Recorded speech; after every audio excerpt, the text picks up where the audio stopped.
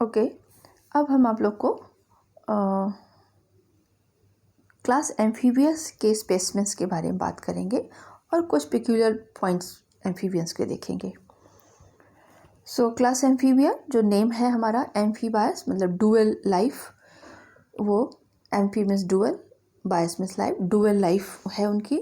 वो वाटर में भी रह सकते हैं और लैंड पे भी रह सकते हैं, because they have organs for the surviving on both surfaces और बोथ प्लेसेस। एक्वेटिक मीडियम में रहने के लिए उनमें वेल डेवलप्ड गिल्स होती है लार्वल फॉर्म में, और क्यूटेनियस रेस्पिरेशन भी होता है, और लैंड पे रहने के लिए वेल डेवलप्ड लंग्स की प्रेजेंस है। बट वह ट्रू लैंड वर्टिब्रेट नहीं है, उन्हें रिप्रोडक्शन के लिए वाटर में बैक होना पड़ता है, क्योंकि उनका एग जो है नेकेड है, एक्स्ट्रा एम्ब्रियोनिक मेम्ब्रेन या एग शेल एब्सेंट है, तो इसलिए हम उसको ग्रुप में रखते हैं एनेमनियोट, लोअर वर्टिब्रेट में। ओके, और बहुत से कैरेक्टरिस्टिक्स हैं जो आप एम्फीबियन में देखेंगे कि उनकी जो स्किन है वो सॉफ्ट है, मॉइस्ट है, ग्लैंडुलर है, पिगमेंट्स हैं, क्रोमेटोफोर्स जो एक बहुत ही इंपॉर्टेंट पिगमेंट जो इनकी स्किन पे होगा, वो सब प्रेजेंट होते हैं। एक्सोस्केलेटन जो है वो एब्सेंट है ऑलमोस्ट, अगर कहीं प्रेजेंट है तो वो कंसील्ड कंडीशन में होंगी। डिजिट्स जो है वो clawless, that is important point, clawless digits है, और इनके डिजिट्स भी 4 लिम्ब में जो है 4 और हाइंड लिम्ब में 5 डिजिट्स होंगे। तो इस तरह के इन पे बहुत से कुछ ऐसे पिक्यूलियर पॉइंट्स हैं जो कि एक्सटर्नली हम उनको आइडेंटिफाई कर सकते हैं। ओके, नाउ ये जो है ब्रीफ में क्लासिफिकेशन बड़ा ही कंट्रोवर्शियल है, कहीं कहीं कुछ एक्सप्लेनेशन है, बट हमने ये लिया है ट्रेडिशनली जो है, और या मॉडर्न फॉर्म में भी हमें जो क्लासिफिकेशन अवेलेबल है वो आप देख सकते हैं। There are 3 order. Anura or Salientia, जिसमें फ्रॉग एंड टोड्स हैं। यूरोडिला और Caudata, newts, salamander, mud puppies etcetera ये इंक्लूड हैं। और जिम्नोफियोना और एपोडा, जिसमें सेसिलियंस हैं, जिसका एग्जाम्पल इक्थियोफिस हम जानते हैं। तो ये आप देखिए कहीं हमारी बुक्स में जिम्नोफियोना या एपोडा को पहले रखा जाता है, बट हम यहाँ पे आपको एंड में है वो। तो पहले एन्यूरेंस जिसमें फ्रॉग और टोड्स आएंगे, तो ये सेलियंसिया का मतलब ये जंपिंग करते हैं, ये जो है एनिमल्स जो होंगी, एन्यूरेंस जो होंगे वो जंप करके इनकी वॉकिंग होगी। सेलियंसिया का मतलब वो एक जो है जंपिंग कंडीशन में मूवमेंट होगा उनका। Urodela means tail bearing. Caudata amphibian with tail, तो एम्फीबियन विथ टेल अगर है तो वो थोड़ा सा लिजार्ड जैसा स्ट्रक्चर फील कराएंगे, बट एक्सटर्नली अगर एक लिजार्ड रखा हो और एक एम्फीबियन रखा हो सैलामेंडर, तो हम उसको आइडेंटिफाई कर सकते हैं बिना कुछ डिटेल में जाए, क्योंकि उसकी स्किन काफ़ी स्मूथ और मॉइस्ट दिखेगी, और रेप्टाइल की जो स्किन होगी वो रफ स्केली होगी। और दूसरा इम्पॉर्टेंट पॉइंट ये है कि सैलामेंडर अगर है तो उनकी जो डिजिट्स होगी वो क्लॉलेस होगी, और रेप्टाइल की जो डिजिट्स होगी वो क्लॉड होगी। और रेप्टाइल की डिजिट 4 लिम्ब और हैंड लिम्ब दोनों में ही जो है हमें पेंटाडेक्टाइल कंडीशन मिलेगी, बट फ्रॉग के केस में 4 लिम्ब में मोस्टली 4 होते हैं डिजिट्स, और हाइंड लिम्ब में 5। और जिम्नोफियोना जिसमें कि स्केल्स बिल्कुल एब्सेंट होती है, और ये लिम्बलेस होते हैं। एपोडा, इसमें जो है लिम्स की प्रेजेंस नहीं होगी। कुछ स्पेसिमेन जो लैब से हैं उसको आप देखिए, ये हाइला है, इसको आप पिक्यूलियर इसके पॉइंट लिखेंगे, कमेंट और ड्रॉ करेंगे जैसा करते आए हैं। नेक्स्ट है पाइपा, बहुत इंपॉर्टेंट पॉइंट्स है हमारे एम्फीबियन में एन्यूरेंस, जो कि वो पेरेंटल केयर, एम्फीबिया का स्पेसिफिक जो पॉइंट है, आप जो पॉइंट्स लिखेंगे बिना पेरेंटल केयर के थोड़ी सी बातें जो है पूरी नहीं होती हैं, तो जहाँ रिक्वायरमेंट है वहाँ पेरेंटल केयर जरूर लिखेंगे। एक्सटर्नल फीचर के साथ साथ आप पेरेंटल केयर को भी शो करेंगे। ये हमारा बुफो है, ठीक है, इसको भी आपको ड्रॉ करना है, दैट इज़ रैकोफोरस। इनके डिजिट्स में आपको अंतर दिखेगा हाइला और रैकोफोरस को, चूँकि स्पेसिमेन में विजिबल नहीं है। आप डायग्राम ड्रॉ करेंगे तो एक में वेव्स की प्रेजेंस होगी और एक में एडहेसिव पैड्स की प्रेजेंस होगी, ये आप ये ध्यान रखेंगे। ये सालामेंडर है, जो आपको थोड़ा सा कहीं कन्फ्यूज़न हो सकता है कि ये कहीं रेप्टाइल तो नहीं है, बट आप ध्यान दीजिए इसके डिजिट्स को देखिए, ये 4 ही डिजिट्स हैं और क्लॉ नहीं है। हमेशा क्लॉ की प्रेजेंस होती है, वो क्लॉ नहीं है, जबकि किसी भी रेप्टाइल में क्लॉ की प्रेजेंस होगी। तो इसलिए हम आराम से कह सकते हैं कि ये एम्फीबियन है और ये एम्बियोस्टोमा है। ठीक है, एम्बियोस्टोमा का ये लार्वा है, एक्सोलॉटल लार्वा, वेरी इंपॉर्टेंट। ये बहुत ही इंटरेस्टिंग और इम्पॉर्टेंट भी है, थियोरेटिकल पॉइंट से भी और प्रैक्टिकल पॉइंट से। ये आप देख रहे हैं कि कह तो हम तो रहे हैं एक्सोलॉटल लार्वा, बट ये आपको पूरा दिख रहा है कि एनिमल, और लार्वा इसलिए कि presence of external gills is the larval characteristic, जो कि हमारे इस एडल्ट जैसे एनिमल में भी दिख रहा है। तो एक्चुअली एक्सोलॉटल लार्वा जो कि न्यूटिनी एंड पीडोजेनेसिस दोनों ही शो करता है। तो उसका रीज़न ये है कि इनमें इन्वायरमेंटल कंडीशन, कुछ एक्सट्रिंसिक फैक्टर ऐसे होते हैं जिससे कि वो उनमें मेटामॉर्फोसिस जो है वो डिले हो जाती है या सीज हो जाती है। तो उसका रीज़न क्या है कि जो मेन जो फैक्टर्स हैं, एक्सटर्नल की बात करें, इंट्रिंसिक फैक्टर भी हो सकते हैं, बट हम कुछ एक्सटर्नल फैक्टर की बात करते हैं जो इम्पोर्टेंट है, जैसे abundance of food and abundance of food का मतलब कि जो है कुछ अदर कंडीशन जो abundance of food and other favourable requisites of the aquatic life, तो ये कॉज करते हैं रिटेंशन ऑफ लार्वल फीचर्स। तो अगर इनकी मेटामॉर्फोसिस कब होती है, जब फूड कम होता है, फूड लेस अमाउंट में होगा या एब्सेंट होगा। बट अगर फूड अबंडेंट कंडीशन में होगी तो मेटामॉर्फोसिस इफेक्टेड हो जाती है। डीप वाटर एंड कोल्डनेस, अगर बहुत डीप में है और कोल्ड है, टेम्परेचर डाउन है, वो भी इनहिबिट करता है secretion of thyroxine. Thyroxine secretion जो है उससे इफेक्टेड होता है। Low temperature is responsible for the arrest of Metamorphosis.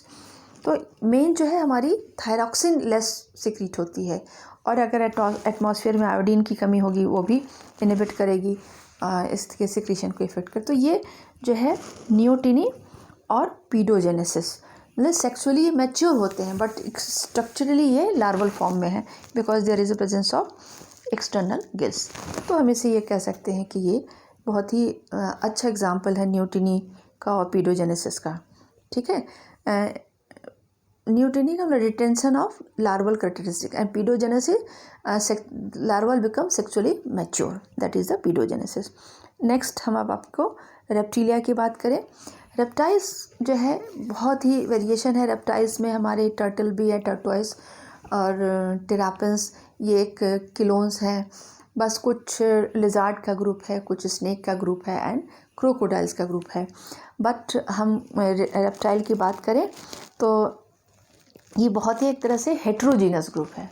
Heterogeneous मतलब डिफरेंट वैरायटी के एनिमल्स आपको इसमें मिलेंगे, that is very interesting point. ये बहुत ही, जैसे हम बर्ड्स को कहेंगे तो होमोजीनस, वहाँ पे बाईपेडल कंडीशन और फेदर की प्रेजेंस, ये इस तरह के पॉइंट्स जो है ध्यान रखने होंगे। तो ये हेट्रोजीनस ग्रुप है, और ये first land vertebrate that do not have to return to water for reproduction.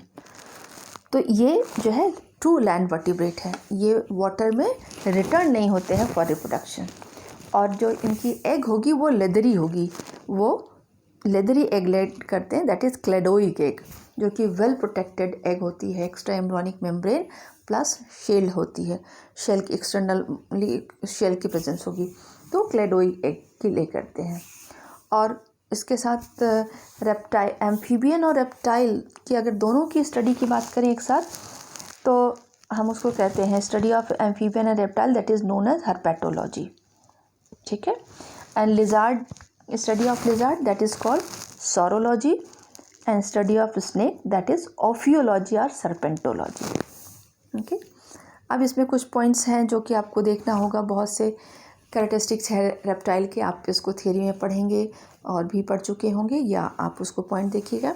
ये हमारा एग्जांपल है ट्रायोनेक्स, ये टर्टल है रेप्टिलिया क्लास का, ये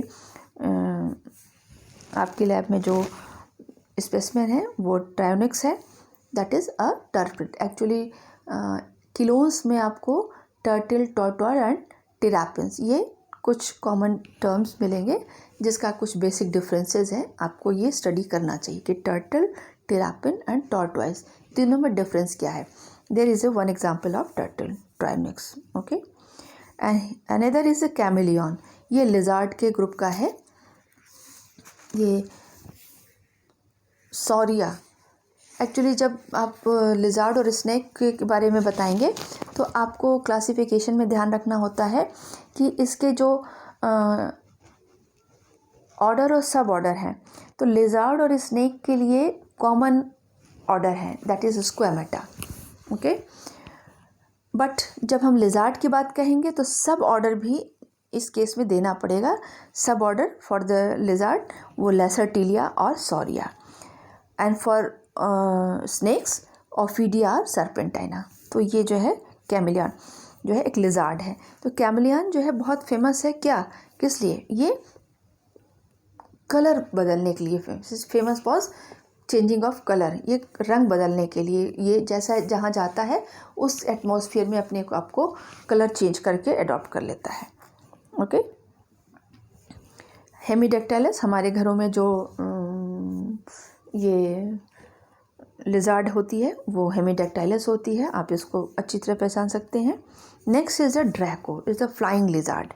फ्लाइंग लिजार्ड आप देख रहे हैं कि इसमें एक विंग जैसा स्ट्रक्चर दिख रहा है, दिस इज़ द पटेजिया, पटेजिया जैसा आपको बैट पे मिलता है।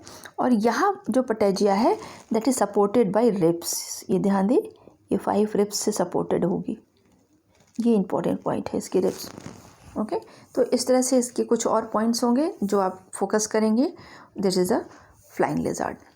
And next is the snake, इसको सभी आप जानते हैं, स्पेक्टिकल मार्क्स दिख रहा है, नाजा, ये पॉइजनस हमारा नाग जिसको हम कहते हैं नाजा, नाजा अच्छी तरह से आप इसको आइडेंटिफाई कर सकते हैं, ये पॉइजनस है। पॉइजनस स्नेक के लिए थोड़ा स्टडी करना ज़रूरी है कि what kind of poisonous, neurotoxic, haemotoxic, different haemolysis, ये अदर तरह का पॉइंट्स है, बस थोड़ा नॉलेज रखना ज़रूरी है। Next is the viper. Viper का जो हेड है वो थोड़ा सा ट्रायंगुलर शेप का होगा, बहुत क्लियर तो नहीं है बट हाँ आपका ये ड्रॉ करना है। Any viper that is venomous, ये भी पॉइजनस है। Next very interesting rattlesnake, sorry इसमें नाम मैंने नहीं देखा, ये छिप गया है, ये रैटल स्नेक है। रैटल स्नेक, रैटल स्नेक का है कि ये एक साउंड प्रोड्यूस करता है, साउंड प्रोड्यूस, ये यहाँ पे एक स्ट्रक्चर है इसका, ये एक्चुअली इस तरह का स्ट्रक्चर बनाता है और ये वॉइस करता है जब ये रैट चलता है, और सॉरी ये स्नेक जब मूव करता है तो अपने इस पोर्शन से बहुत ही टिपिकल साउंड निकालता है। तो उस एरिया में रहने वाले लोग जानते होंगे कि अगर उस साउंड को पहचानते हैं तो पहचान सकते हैं कि ये रैटल स्नेक वहाँ पर रहता है, और ये बहुत ही पॉइजनस स्नेक है। तो ये बहुत ही इंटरेस्टिंग है। रैटल आपको जब नज़दीक से देखेंगे स्पेसिमेन को तो आपको ये दिखेगा कि ये यहाँ पे पीछे एक जो है आपका ये जो दिख रहा है वो एक स्ट्रक्चर इस तरह से बनाता हुआ, इस तरह से बनाता है, ये मूव करता है, ऐसे ऐसे करके मूव करता हुआ, ये अपना सिर्फ इतना पोर्शन ये वो इस तरह से मूव कराता है कि वो साउंड प्रोड्यूस होता है। अब इसका रीज़न बहुत डिटेल में स्टडी करने के बाद ही पता चलेगा। तो this is the rattlesnake and this is the python. As you know python सभी जानते हैं ये नॉन पॉइजनस है, तो ये हमारा पाइथन है।